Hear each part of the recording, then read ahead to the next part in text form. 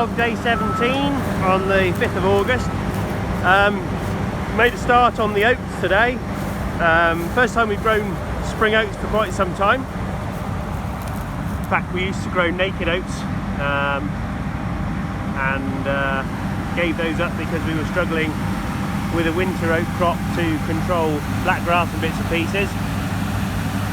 So we switched into spring barley. This would have been about 2008.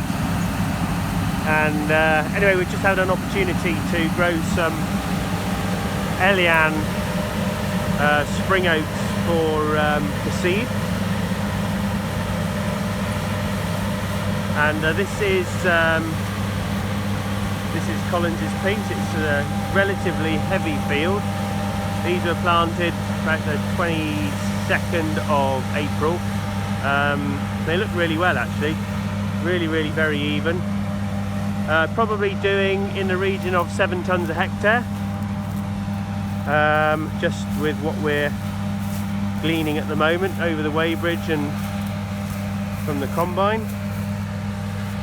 So very happy with these. The other fields that when we get to on the sand and gravel land, they won't be as good as this.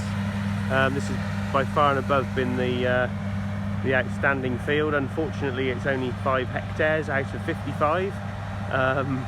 But there you go. So yeah, that's where we are. These will be planted by other farmers next spring, providing they make the right germination, the right sort of admix, so there's no foreign seeds in here. So we hand rowed this field twice because there were a few wild oats in here, and I just had a pick through just when I was opening gates and bits and pieces earlier on this evening. So hopefully this will make the grade. Glorious sunshine, lovely sunset, and that sun will be setting on our harvest hopefully in about 6 days time if the weather all stays together. We're swathing this field as we are all the oats actually this time. I got a neighbouring farmer who's having these swaths. Great feed value.